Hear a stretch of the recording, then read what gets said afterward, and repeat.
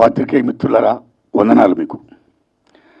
ఒకసారి ప్రసాద ల్యాబ్లో నేను అలా బయటకు వెళ్తున్నప్పుడు మన సార్ అక్కడ థియేటర్ దగ్గర ఉన్నారు, ఫైనల్ మిక్సింగ్ థియేటర్ దగ్గర ఉన్నారు. ఆయన వారు కనపడిన వెంటనే విశేష వెంటనే ఆ మహానుభావుడు ఇప్పుడు ఏం చేస్తారు సినిమా, పలానా సినిమా అన్న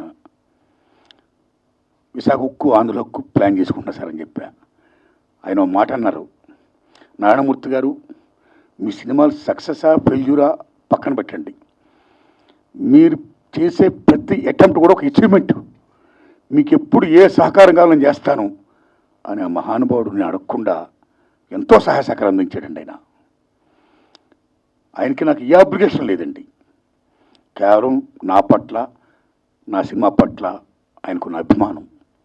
అందులో భాగంగా అయ్యా నేను యూనివర్సిటీ పేపర్ లీక్ అని ఎడ్యుకేషన్ సినిమా తీస్తున్నాను, దయించి మీరు చూడాలి, చూడడమే కాదు మీకు ఏమాత్రం నచ్చినా దయించి ప్రమోట్ చేసి నా సినిమా ప్రజలకు రీచ్ అయ్యేటట్టుగా హెల్ప్ చేయాలి అని నేను విజ్ఞప్తి చేయడం, నా విజ్ఞప్తిని మన్నించి ఆయన అమూల్యమైన టైంను కూడా నా కోసం వెచ్చించి నా సినిమాను చూసి ఈవేళ నా సినిమా గురించి ఆయన మాట్లాడుతున్నారంటే ఆయన నా హృదయపూర్వకంగా ధన్యవాదాలు చెప్తున్నాను. Thanks a lot sir. Please.